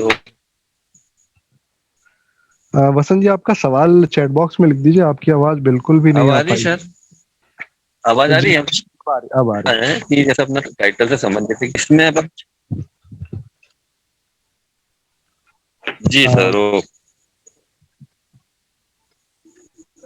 हाँ, आपकी आवाज नहीं आ रही है, तो आप चैट बॉक्स में लिख दें। आप सुरेश भाई जी, आप सवाल पढ़ देंगे तो आसानी हो जाएगी। अगला सवाल हम लेते हैं राजेश रोजासा जी का। जी राजेश जी प्लीज सवाल पूछें। हेलो। हाँ, हेलो। हेलो सर, मेरा आवाज आ रहा है? हाँ राजेश जी, कहाँ से हो आप? अपना परिचय दे दिए और सवाल पूछिए। हाँ हाँ सर, मैं गुजरात से हूँ, गुजरात के राजस्थान जिले से, राजकोट जिले से। अच्छा अच्छा, राजकोट से, हाँ जी जी। हाँ हाँ जी सर, मेरा सवाल ये है कि मैं 2 बरस से ये सोच रहा हूँ कि तो आपने वो बात बताई ना कि आप सोइल के छोटे छोटे भाग दूसरों को खेती करने के लिए दे दो, उसके बारे में थोड़ा बताइए। देखो, वो ऐसी जगह पे संभव होता है जहाँ पे लोगों को अपनी भागती दौड़ती जिंदगी में जरा सा भी समय नहीं मिल पा रहा हो, और ग्रामीण इलाकों से लोग वहां गए तो हैं लेकिन वापस किसी तरीके से प्रकृति के पास टच नहीं कर पा रहे हैं। तो इनोवेटिव माइंड के लोगों ने ऐसा सोचा कि अपने पास एक जमीन कहीं किराए पे ले लें अगर शहर से बाहर, तो उसका छोटा छोटा पार्ट करते हुए, जैसे किसी को किचन गार्डन में इंटरेस्ट है लेकिन शायद वो उतना अच्छा उगा नहीं पाए जितना किसान करता हो, लेकिन उसको सीखने का मन है, तो वो बजाय कहीं पे एक दिन जाएगा सीखने, या शायद वो भी सुविधा ना मिले उसको, ऑनलाइन कहीं देखेगा, लेकिन वो छू के या वापस पूरे परिवार के साथ वो सब चीजें नहीं सीख पाए। तो उनको सारे संसाधन मुहैया करा दिए जाएं और एक जगह पे मिट्टी, पानी, लेबर और सब कुछ हो, बस आपने एरिया अलॉट कर दिया, तो वो लोग बहुत खुशी-खुशी कि चलो ठीक है, एक पीछे मेरे अलावा भी कोई आदमी पिछले 1 हफ्ते तक पानी देगा, उसमें गुड़ाई करेगा, ये करेगा। हम हफ्ते में 1 दिन जाएँगे मेरे एरिया में, मुझे मूली चाहिए, पालक चाहिए, गेहूँ भी चाहिए, ये भी चाहिए, तो वो हम आपको इसका चार्ज दे रहे हैं और आप हमको बताओगे, जब हम आया करेंगे तो ये इसका पौधा है, ये कैसे होता है, इसमें क्या छिड़कते हैं, हम खुद करके देखेंगे। ये उनका अपना इंटरेस्ट होता है। कुछ लोग उसको फेसबुक पे डालते हैं कि हम साहब आज एक दिन गाँव में बिताया और हमने ऐसे वो किया। तो इससे दूसरे लोग भी जुड़ते हैं या उनको भी अच्छा लगता है। तो जो लोग ऐसे जुड़ाव वाले हों, लेकिन वो उस जगह पे ज़्यादा होते हैं जहाँ पे बिल्कुल भी इस तरह की संभावना है। इंडस्ट्रियल एरिया हो या आईटी-वाईटी वाली जगह, जहाँ कहीं मिट्टी की जो है बहुत मुश्किल हो पा रही है, उस जगह पे। वो अपने घर पे भी नहीं कर पा रहे हो, ऐसी जगह पे। तो ये है बड़े शहरों में, बैंगलोर में, मुंबई में, दिल्ली में, गुड़गाँव में, ऐसी जगह पे जहाँ पे ये सब चीज़ें दिक्कत भरी हो, तो दूर जाके वहाँ वो लोग कर रहे हैं। राजकोट में आपके यहाँ हल्दी और बगीचे इस टाइप के हैं, तो वहाँ संभावनाएँ थोड़ी-सी कम हो जाती हैं, लेकिन फिर भी आप ट्राई कर सकते हैं। और आपके शहर स्पेशल में ऐसे पम्पलेट, बुलेटिन और एडवर्टाइज़मेंट करके आप शुरुआती स्तर पे ऐसे ट्राई करके अपनी योजना-वोजना बना के, मास्टर प्लान, बहुत सारे सर्वे रिसर्च करने के बाद आप इस पे आगे बढ़ सकते हैं। भैया अगला सवाल सीमा विश्वकर्मा जी का है। वर्टिकल गार्डनिंग में वो पूछना चाह रहे हैं कि ग्रास प्लांट के अलावा और कौन से प्लांट को यूज किया जा सकता है? वर्टिकल गार्डनिंग में देखिए, हार्डी नेचर के प्लांट को जरा ज़्यादा यूज करते हैं, क्योंकि हार्डी नेचर के और शैलो रूटेड, मतलब छोटी जड़ों वाले, जो बहुत ज़्यादा लंबी जड़ों वाले ना हो और थोड़े हार्ड नेचर के हों, क्योंकि बार-बार उसके पास पहुँचना और ऐसे चढ़ के या तिरछे लटक के देखना। और अगर छोटे स्तर पे, जैसे मान लीजिए घर के अपने दरवाजे की हाइट तक के दीवार के पास में आपने किया हुआ है, तो इसमें धनिया, पुदीना, तुलसी, इस टाइप के पौधे भी, आप पालक, इस टाइप की सब्जियां जो डेली यूज में हो सकती हो, वो भी आप कई जगह पे ट्राई कर सकते हैं।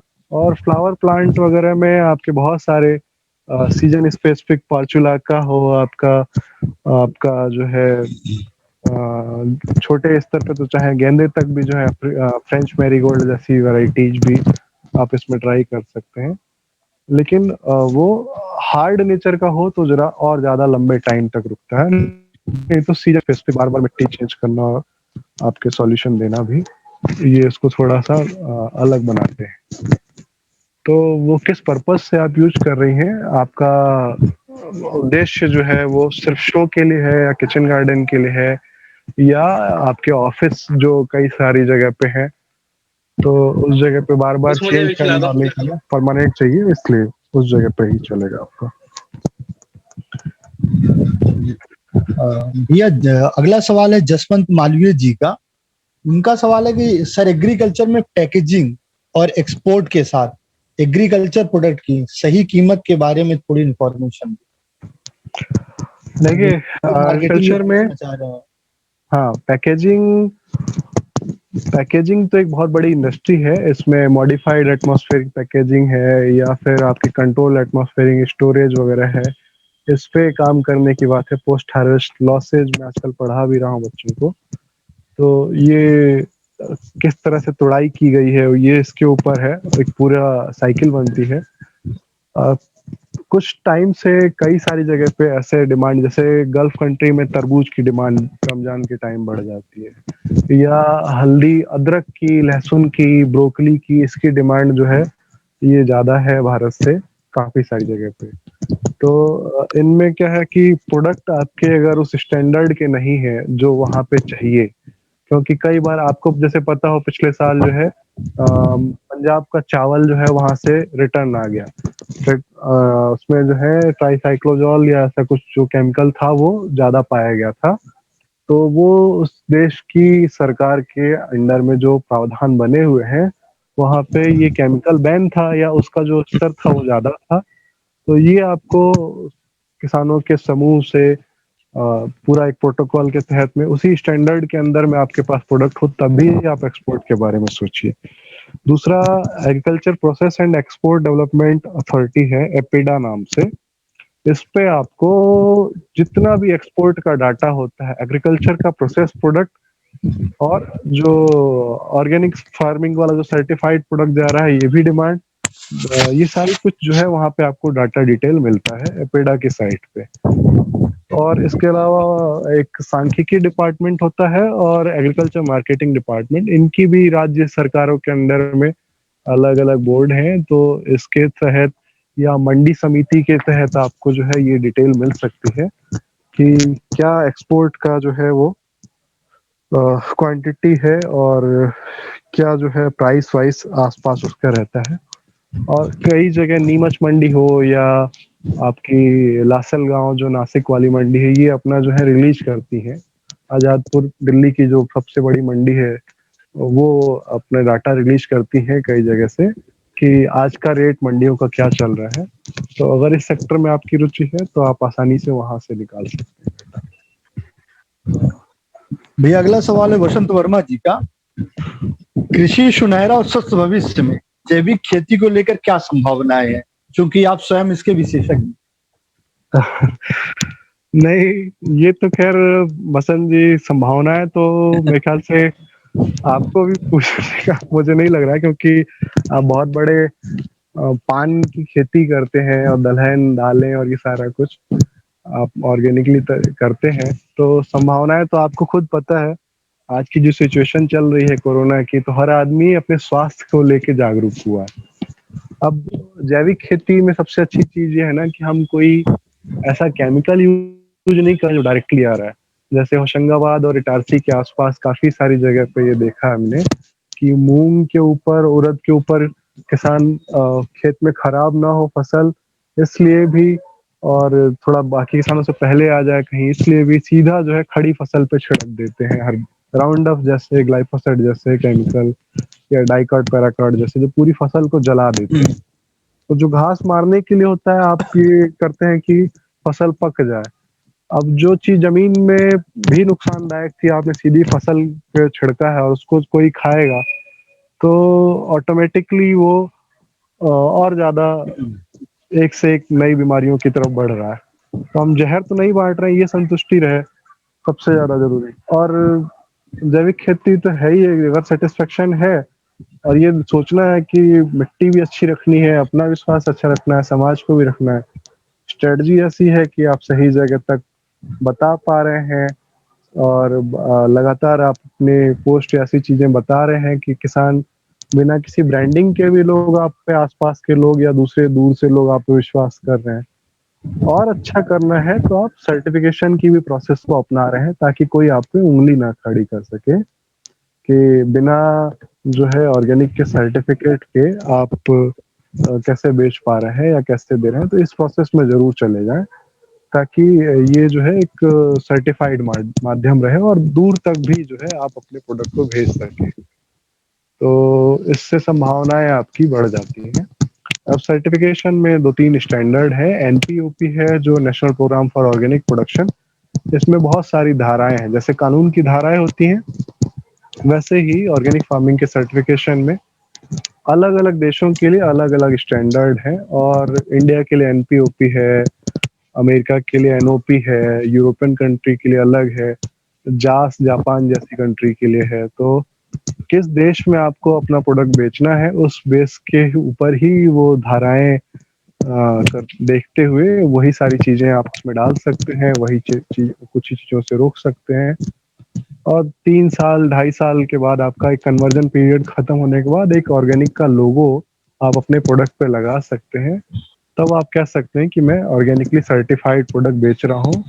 और अगर सामान्य फसलों का दाम 50 रुपए है और आप उस टाइम अपनी जो मेहनत है, आपकी लेबर, आपकी ब्रांडिंग, आपकी मौसम विपरीत परिस्थितियों से और कम उपज शुरुआत से होते हुए फिर मीडियम स्तर और फिर वापस अच्छे स्तर तक आप आने की जो कोशिश है, इसका दाम आप अपने जो आपने रिस्क लिया आप बढ़ा के लेते हैं। तो मैं तो बहुत अच्छे किसानों को फेसबुक से 250 रुपए लीटर जो है वो सरसों का तेल बेचते हुए देखता हूँ। कोई जो है चावल बेच रहा है, कोई गुड़ बेच रहा है। तो जो किसान पड़ोसी का किसान है उसको 17 रुपए गेहूं बेचने में परेशान है कि पूरा गेहूं कैसे बिकेगा, लेकिन पड़ोस का किसान दूसरा जो ऑर्गेनिक फार्मिंग किया वो उसको 35 रुपए किलो गेहूं भी खेत से पहले ही बुक हो जा रहा है। कि उस लोगों को पता है कि बंसी गेहूं है, कि इनका गेहूं इसमें जो जिंक आयरन ज्यादा है, कि किसी में इस तरीके से गौमूत्र और ये है कि हमारे शरीर को अच्छा करेगा। और जिसको ये समझ है कि हमको बाद में आईसीयू में पैसे नहीं देने हैं, वेंटिलेटर पे ऑक्सीजन लेवल रिचार्ज करने पे नहीं देने, भले कोरोना हो तो हो, वापस शरीर को इतनी इम्यूनिटी देनी है कि वो तुरंत जो है इसके ऊपर रिकवर हो जाए। तो जो ये सोच समझ चुका है और ये बढ़ावा होता ही जा रहा है, और दिन प्रतिदिन परिस्थितियां आप देख रहे हैं कि सिर्फ जैविक खेती, जैविक डिमांड वाले चीजों पे और ऐसी देसी चीजों को जो लोग कर रहे हैं उसके ऊपर बढ़ रही है। तो ये भविष्य तो बहुत स्वर्णिम है जैविक खेती का। तो जो पढ़ रहे हैं उनको भी और जो बिना पढ़े इसको अपना रखे हैं उनके लिए भी, क्योंकि अगली पीढ़ी आप ही के पास आनी है ये चीजें सीखने देखने। आपने ही संरक्षित रखा है और आप लोग की वजह से ही ये चीजें और अच्छी चल रही। अगला सवाल मैं आमंत्रित करूंगा किन्हीं सदस्यों का, अगर कोई प्रश्न हो तो प्रश्न पूछें कृपया, अदरवाइज फिर हम सेशन को समापन की ओर ले जाएंगे। किन्हीं सदस्य का सवाल हो तो कृपया पूछें।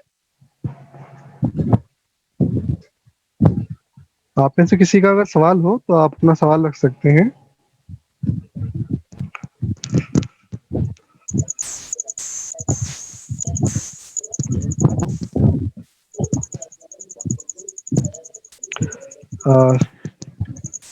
ठीक है, बहुत बहुत धन्यवाद आप सभी का।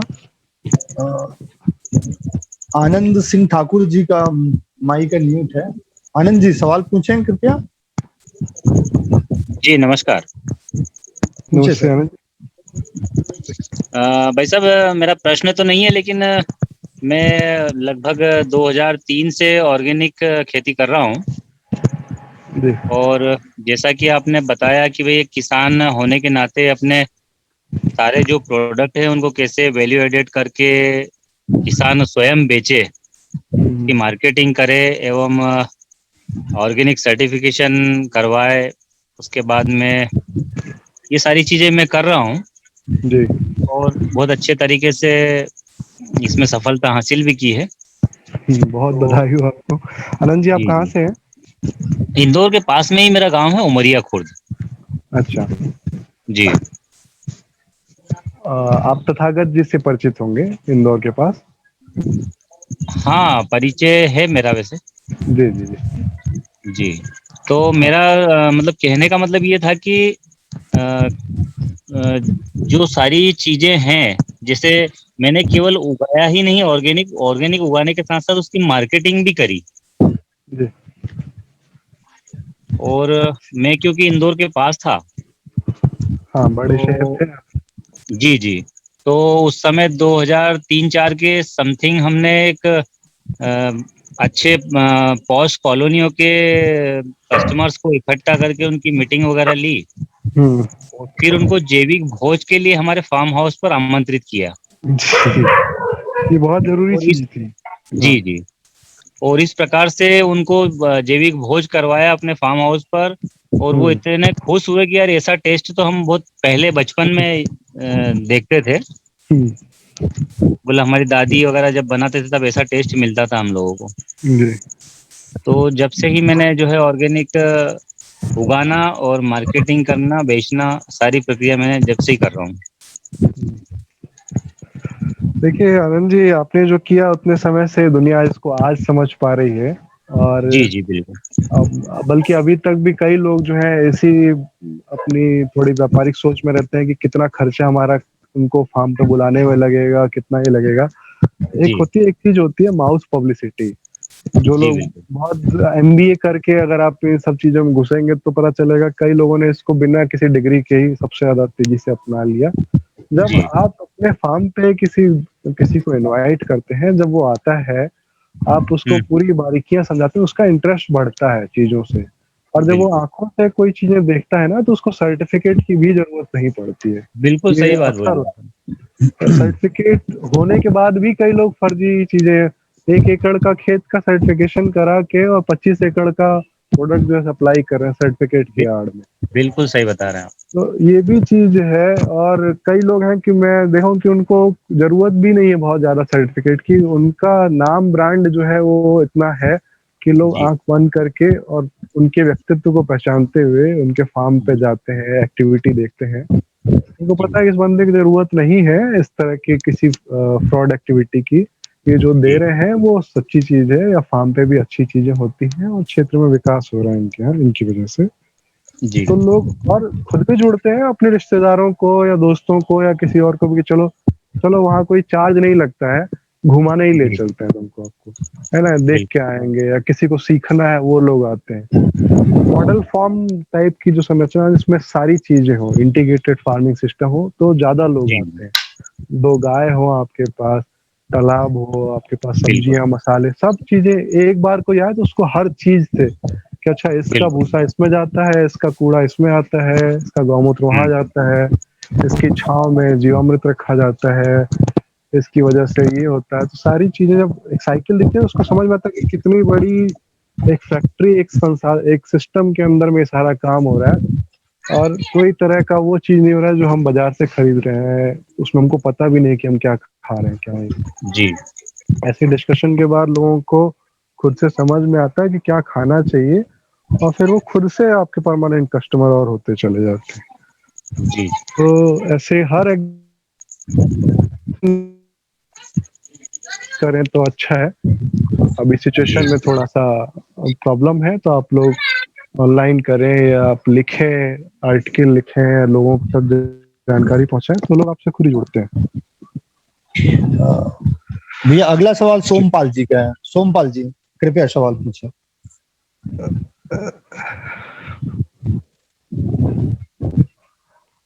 हाँ जी सोमपाल जी, आपका हैंड रेज है, आप अपना सवाल पूछ सकते हैं। ठीक है, मेरे ख्याल से सवालों का दौर करीब करीब खत्म हो चुका है। अब मैं आदरणीय प्रणव व्यास सर जी से अनुग्रह करूंगा कि धन्यवाद ज्ञापन करें आज के इस 35वें बलराम संदेश के वेबिनार के विषय में। आदरणीय प्रणव व्यास सर।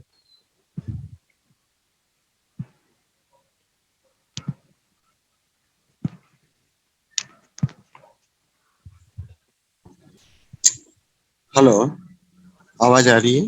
सर नमस्ते सर। जी जी। आज इतने शॉर्ट नोटिस पे शुभम जी का ये उद्भव सुना हमने, उद्बोधन बहुत ही अच्छा लगा। कोई ऐसा सेक्टर नहीं था जिसको आपने टच नहीं किया। कोई पार्टिसिपेंट ये नहीं कह सकता है कि मेरा इसमें इंटरेस्ट नहीं था, क्योंकि आपने हर व्यक्ति की जिज्ञासा इस माध्यम से और बढ़ाई है।